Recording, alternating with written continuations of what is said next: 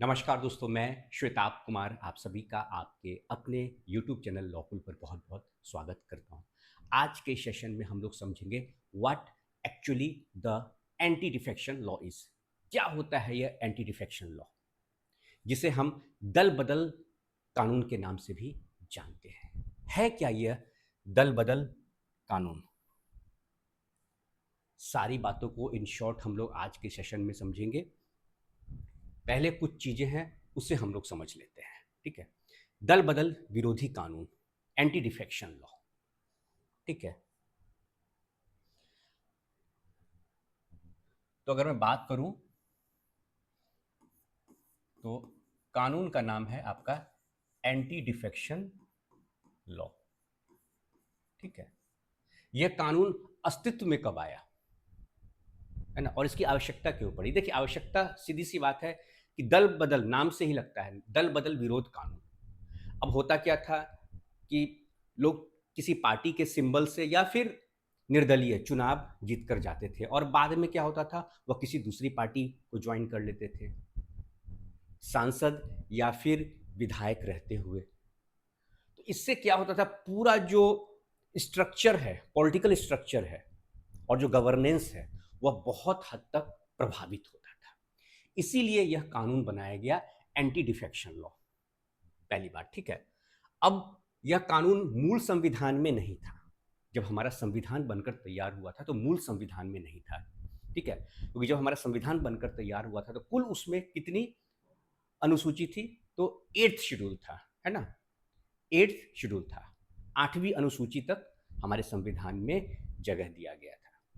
लेकिन यह जो है आपका एंटी डिफेक्शन लॉ, इसे स्थान दिया गया है 10वीं अनुसूची में, यानी 10th शेड्यूल में। कहां पर? तो 10th शेड्यूल में। ठीक है, तो 10th शेड्यूल में आपका क्या है? एंटी डिफेक्शन लॉ है।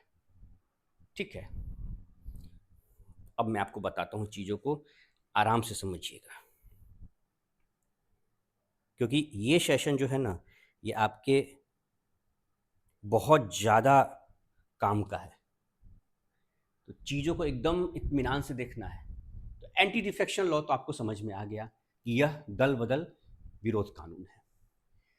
10th शेड्यूल में इसे स्थान दिया गया, यानी कि शुरुआत में पहले ऐसा कुछ भी नहीं लगता था कि भाई ऐसा कुछ होगा। लेकिन जैसा कि मैंने आपको बताया कि समय के हिसाब से हम संविधान में संशोधन करते हैं, तो यही संशोधन हुआ। अब इस संशोधन का नाम क्या है वह भी समझ लीजिए। संशोधन का नाम है आपका 52nd, ठीक है, 52nd कॉन्स्टिट्यूशनल अमेंडमेंट एक्ट। ठीक है, 52nd, ठीक है। 52nd कॉन्स्टिट्यूशनल अमेंडमेंट एक्ट के बाद यह जो हमारा कानून है, एंटी डिफेक्शन लॉ, यह अस्तित्व में आया। ठीक है, और यह कानून जब अस्तित्व में आया तो उसके बाद यह एक चेक एंड बैलेंस के रूप में काम करने लगा। कोई भी, चाहे लोकसभा, राज्यसभा या फिर विधानसभा के कोई मेंबर है, वह चाहे अपनी पार्टी से दूसरी पार्टी में जाते हैं तो उनकी सदस्यता क्या हो जाएगी, वहां पर उनकी सदस्यता चली जाएगी। यानी कि वह न तो लोकसभा के मेंबर रहेंगे या फिर अगर राज्यसभा, मतलब किसी भी सदन के मेंबर नहीं रह पाएंगे अगर वह अपनी पार्टी को छोड़कर जाते हैं, या फिर निर्दलीय हैं वो, और निर्दलीय होते हुए क्या करेंगे, वह किसी पार्टी को ज्वाइन कर लेते हैं, तो वैसी स्थिति में भी उनकी सदस्यता चली जाएगी। ठीक है, समर्थन आप दे सकते हैं, अगर आप निर्दलीय हैं तो समर्थन आप दे सकते हैं, है ना। लेकिन अगर आप निर्दलीय रहते हुए किसी पार्टी को ज्वाइन करते हैं, उसकी मेंबरशिप लेते हैं, तो आपकी सदस्यता चली जाएगी। अब मैं आपको बताता हूं, यह तो हो गया। ठीक है, फिर इसमें एक कंडीशन यह था कि अगर 1/3 मेंबर, समझिएगा, 1/3 मेंबर अगर पार्टी को छोड़कर किसी दूसरी पार्टी में जाते हैं, वर्तमान की अपनी पार्टी को छोड़कर किसी दूसरी पार्टी में जाते हैं, या किसी पार्टी को वह ज्वाइन करते हैं, ठीक है, तो वैसी स्थिति में फिर एंटी डिफेक्शन लॉ वहां पर लागू नहीं होगा। इनिशियली 1/3 था। कितना था? 1/3 मेंबर पर था। लेकिन इसका मिसयूज बहुत होने लगा। यहां पर क्या है ना, कि इस चीज का 1/3 का था, इसका मिसयूज बहुत होने लगा। भाई, क्योंकि ये बहुत कम संख्या थी तो लोग इसका फायदा उठाते थे। अब फिर क्या हुआ, संविधान में क्या हुआ, एक और अमेंडमेंट आया, इधर मैं साइड में लिख देता हूं आपको, ठीक है ना, इधर साइड में। 91st कॉन्स्टिट्यूशनल अमेंडमेंट एक्ट, ठीक है। इसमें जो नियम आया वह नियम आया 2/3। पहले क्या था, इनिशियली था आपका ये वाला, ठीक है, इनिशियली ये था 1/3 मेंबर। 1/3 मेंबर का मिसयूज होने लगा, ठीक है, इसका क्या होने लगा, तो मिसयूज होने लगा। तो इसके मिसयूज को रोकने के लिए, ठीक है, इसको रोकने के लिए क्या हुआ फिर 1/3 से बढ़ाकर 2/3 कर दिया गया। एग्जाम्पल के तौर पे बताता हूं, अभी वर्तमान में क्या हुआ था, यही 2/3 वाला नियम हुआ कि राघव चड्ढा सहित क्या हुआ, और जितने भी उसके 7 मेंबर थे राज्यसभा में, वह क्या हुए, वह अपनी पार्टी यानी आम आदमी पार्टी को छोड़कर, वर्तमान में जिस पार्टी के वह मेंबर थे उसको छोड़कर वह भाजपा को ज्वाइन कर लेते हैं, ठीक है। और 10 में से 7 लोग, तो 2/3 का जो कोरम है वो तो उन्होंने पूरा कर लिया। यह जो आपका 2/3 है, ठीक है, 2/3 का कोरम जितना भी है यहाँ पर उन्होंने पूरा कर लिया, 2/3 वाला कहानी। तो 2/3 जैसे ही पूरा कर लिया तो क्या होगा, इनकी सदस्यता नहीं जाएगी, राज्यसभा के मेंबर रहेंगे यहाँ पर, समझ गए। आम आदमी पार्टी से वह शिफ्ट होकर कहाँ चले गए, तो भाजपा में चले गए यहाँ पर, ठीक है, उन्होंने बीजेपी ज्वाइन कर लिया। कुल 7 लोग हैं, उसमें हरभजन सिंह, अशोक मित्तल, संदीप पाठक, स्वाति मालीवाल, राजेंद्र गुप्ता और विक्रमजीत सिंह साहनी शामिल हैं इत्यादि। ये सारे लोग हैं जिन्होंने पार्टी, यह आम आदमी पार्टी छोड़कर यह चले गए भाजपा में। इन पर यह नियम लागू अब नहीं होगा। क्यों नहीं होगा, जैसा कि मैंने आपको बताया कि जो एंटी डिफेक्शन लॉ है वो आपका 52nd कॉन्स्टिट्यूशनल अमेंडमेंट एक्ट के बाद यह अस्तित्व में आया। मूल संविधान में था नहीं, मूल संविधान में कुछ आपके 8 शेड्यूल ही थे, है ना, तो ये 10वां शेड्यूल है आपका। तो वही है कि कोई अगर इंडिपेंडेंट अगर मेंबर है, वह किसी पार्टी को ज्वाइन कर लेते हैं, इंडिपेंडेंट आप कैंडिडेट के रूप में खड़े हुए, चुनाव जीत जाते हैं, आप राज्यसभा के मेंबर बन गए, समझिएगा। उसके बाद क्या होता है, आप किसी पार्टी को ज्वाइन कीजिएगा, तो जैसे ही पार्टी को अगर आप ज्वाइन करते हैं तो यह एंटी डिफेक्शन लॉ लागू हो जाएगा आपके ऊपर और आपकी सदस्यता राज्यसभा की चली जाएगी। तो वह नहीं कर सकते। या फिर आप पार्टी के हित के विपरीत अगर आप काम कर रहे हैं, जहां वोट देना है वहां वोट नहीं दे रहे हैं, या उसके पार्टी के अगेंस्ट वोट दे रहे हैं, ये अगर तो पार्टी का जो डायरेक्शन है, पार्टी लाइन से हटकर अगर आप काम कर रहे हैं, तो वहां पर भी आपका मेंबरशिप चला जाएगा। तो ये सारी चीजें हैं। उसके बाद फिर क्या है कि स्वेच्छा से आप चाहे दे सकते हैं, तो वहां भी आपकी जो मेंबरशिप है पार्टी की चली जाएगी। फिर क्या है कि nominated, if they join a party after 6 month of nomination, nomination हो गया, आपको नॉमिनेट करके आपको भेजा गया राज्यसभा में, ठीक है, और नॉमिनेशन के बाद नॉमिनेट करके भेजा गया, उसके बाद क्या करते हैं आप किसी पार्टी को ज्वाइन कर लेते, तो वहां भी आपकी सदस्यता चली जाएगी। तो यह कुछ ग्राउंड है यहाँ पर, ठीक है। अब देखिए, तो यहां पर क्या है कि यह जो कानून है यह इनके ऊपर लागू नहीं हुआ, क्योंकि इन्होंने क्या किया कि भाई जो कोरम है, 2/3 का जो कोरम है उसको इन्होंने, राघव चड्ढा ने यहाँ पर पूरा उसको फॉलो किया, ठीक है। अब मैं आपको दिखाता हूँ कुछ चीज़ों को आपको समझ में और बेहतर तरीके से आने वाली। पहले देखिए वेबसाइट, देखिए इन सब चीज़ों का इस्तेमाल कीजिए, चीज़ें समझ में आएंगी। यह आपका राज्यसभा का वेबसाइट है ना, सांसद.in/RS, ठीक है, राज्यसभा, जिसे हम राज्यसभा को क्या कहते हैं, हम अपर हाउस भी कहते हैं। क्या कहते हैं, तो अपर हाउस भी कहते हैं, ठीक है, अपर हाउस के भी नाम से जानते हैं ना हम लोग। और लोअर हाउस क्या होता है, तो लोकसभा होता है, ठीक है। तो यहां पर आप नीचे आइएगा, देखिए जितनी पॉलिटिकल पार्टी हैं, देखिए आपके जो चेयरमैन है, वर्तमान में चेयरमैन कौन होते हैं, तो हमारे जो उपराष्ट्रपति होते हैं, वाइस प्रेसिडेंट ऑफ इंडिया, वही हमारे राज्यसभा के चेयरमैन होते हैं। और डेप्टी चेयरमैन श्री हरिवंश जी, ठीक है। अब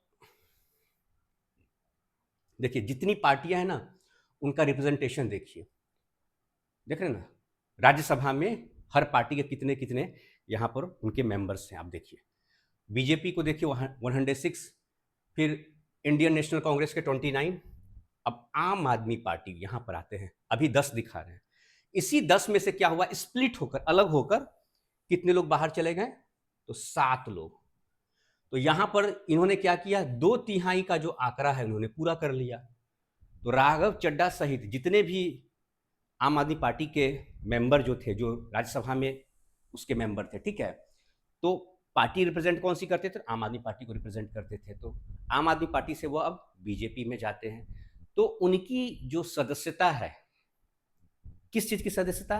पार्टी की सदस्यता नहीं, पार्टी की सदस्यता तो ये खुद छोड़ रहे हैं, इनके राज्यसभा की सदस्यता वह नहीं जाएगी। पार्टी की सदस्यता तो ये खुद छोड़ रहे हैं, लेकिन कानून कहता है कि नहीं छोड़ सकते हैं। लेकिन 2/3 का जो नियम है, 2/3 का नियम इन्होंने पूरा कर लिया। 7 लोग हो गए, 2/3 का नियम पूरा हो गया, है ना। तो वही पहले 1/3 था, तो 1/3 का मिसयूज होता था, तो 1/3 मान लीजिए 10 का 1/3 लगभग मान लीजिए कि 3 से 4 के बीच में, है ना। लेकिन अब 2/3 हो गया तो थोड़ा स्ट्रिक्ट हो गया, क्योंकि उसका मिसयूज होता था। तो अब 7 लोग हैं यहाँ पर, काफ़ी हैं, छोड़कर जाएंगे किसी को फर्क नहीं पड़ता है, आराम से गए। अब ये बीजेपी ज्वाइन कर लिया इन्होंने, इनकी जो है सस्ता भी नहीं गई और पार्टी उन्होंने बदल लिया, कोई दिक्कत नहीं है ना। तो with in the ambit of law इन्होंने काम किया अपना, इनकी इच्छा है। 2/3 का इन्होंने पूरा कर लिया।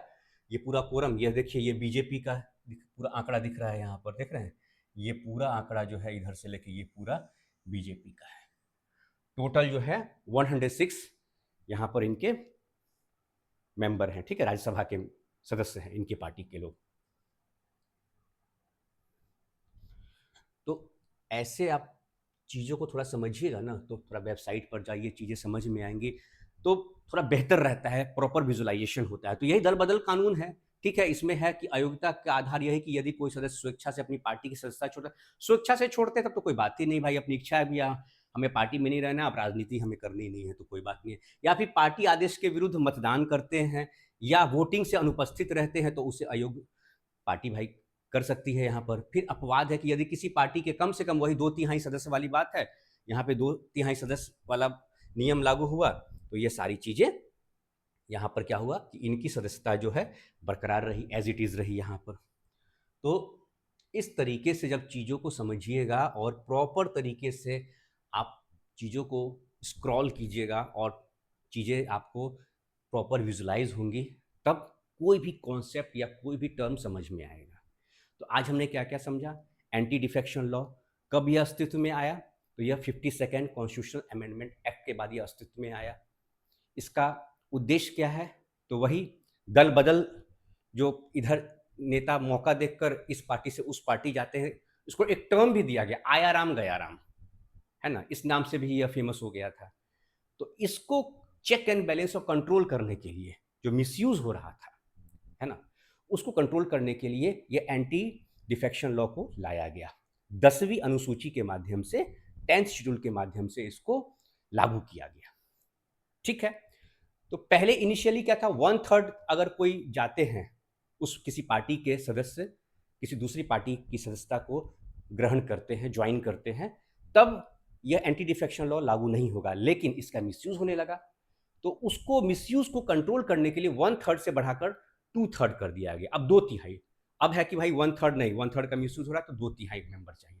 तो 2/3 लोग अगर ज्वाइन करते हैं किसी दूसरी पार्टी को, तब उनका किसी भी सदन के मेंबर हो, तब उनकी उस सदन की सदस्यता नहीं जाएगी। तो राघव चड्ढा जी के मामले में भी उन्होंने यही किया। ठीक है दोस्तों, आज का सेशन मैं यहीं पे कंक्लूड करता हूं। आज के सेशन को लेकर कोई सवाल हो या किसी अन्य लीगल टॉपिक पर सवाल हो आपका, तो आप मुझसे कमेंट सेक्शन में पूछ सकते हैं। नमस्कार।